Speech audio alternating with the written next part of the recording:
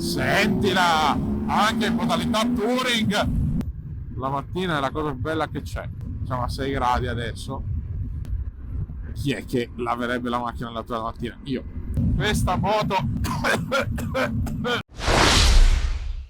Ciao a tutti e benvenuti sul mio canale. Oggi è una splendida giornata di ottobre. Ci sono 8 gradi dichiarati dalla moto, ma secondo me ce ne sono meno. Prima in macchina ce n'erano molti meno.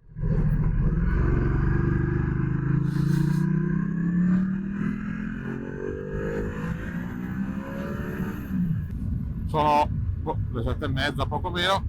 Fa un freddo senza senso. No, senza senso, fa un freddo per 8 gradi.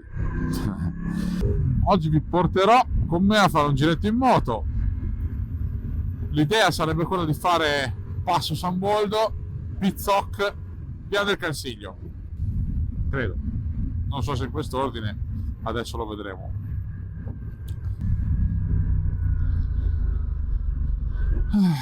Sempre meravigliosa l'alba. In realtà questa mattina volevo andare a prendermi l'alba in moto da qualche parte, come ho già fatto altre volte.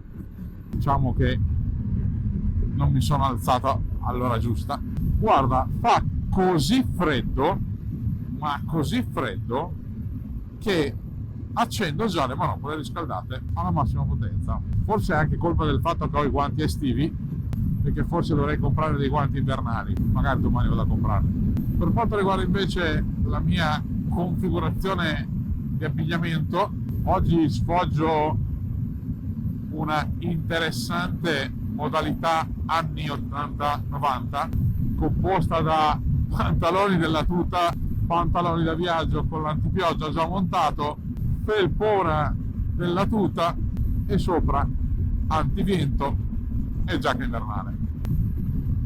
Temperatura è scesa a 6 gentilissimi, delicatissimi gradi, perché ovviamente l'autunno ce l'appoggia piano. Le manopole stanno già prendendo tepore.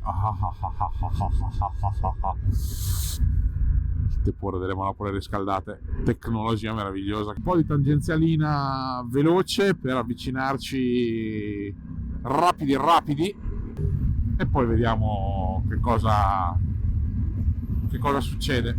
Vabbè, ero venuto fino a Marche Due Ruote a provare a dire vediamo se trovo dei guanti invernali, ma apre alle 9 e quindi non credo che aspetterò un'ora e passa. Sto cercando di riscaldarmi le mani perché fa veramente freddo. Mi si sta anche appannando la visiera, mamma mia che palle.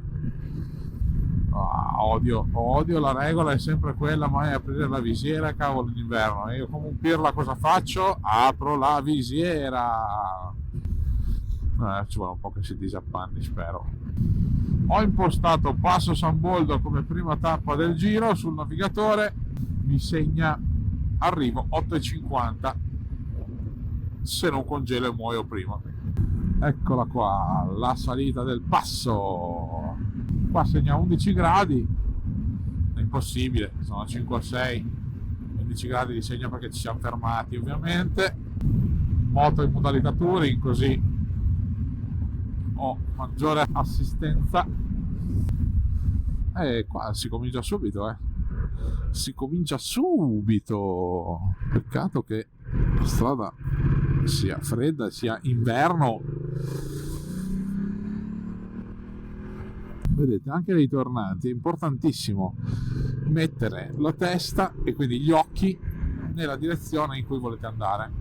Quindi lo sguardo deve sempre guardare l'uscita della curva, dove andrà la moto, non dove è la ruota adesso. La ruota è adesso, è già lì. Non è che se non la guardi non sta lì. L'importante è guardare dove deve andare. Che bel venticello che c'è qua. Alba Bau, Spiedo, figo. 16° tornante, quindi vuol dire che adesso ne abbiamo 16 da fare. Vedete? Se tu guardi lì, la moto va lì. E questo serve per evitare di allargare, questa è una tecnica efficace di guida ma nei tornanti è fondamentale perché evita di allargarli. E nei tornanti a sinistra non è un problema, non li puoi allargare perché se li allarghi vai esterno sul guardrail della tua corsia e non hai nessun problema. Il problema è nei tornanti a destra, tipo questo, dove la tecnica corretta è aprirlo in ingresso e chiuderlo in uscita. Quindi in questo modo tu hai la sicurezza, vedi, di essere dentro la tua linea e di evitare collisioni.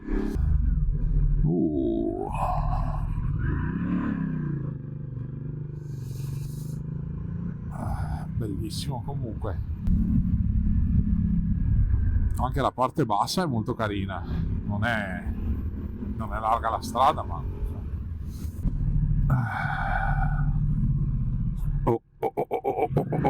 ecco qua, vedete, cazzatona mia, enorme cazzatona che ho fatto perché la strada era troppo stretta e io ho fatto una cavolata. Avete visto?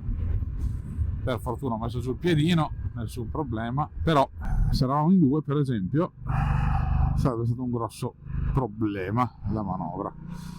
Questo perché ovviamente sei stato sfigato e c'erano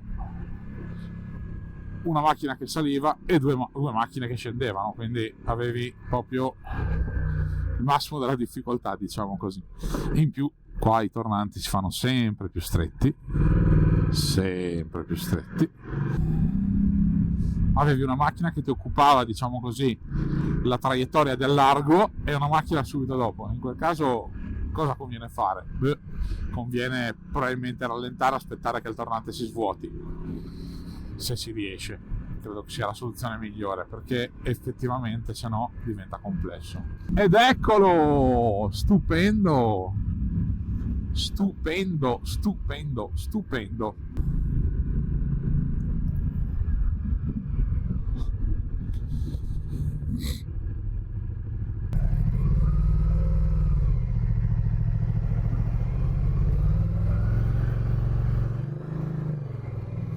Ecco fatto. Ma quello di fianco sembrava che volesse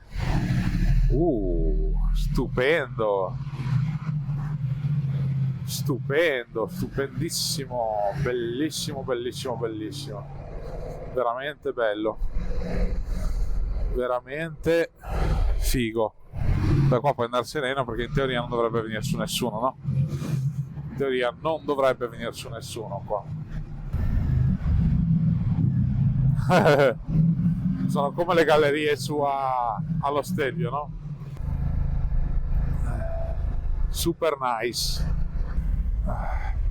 Penso di essere arrivato in alto. Sì, direi proprio di sì.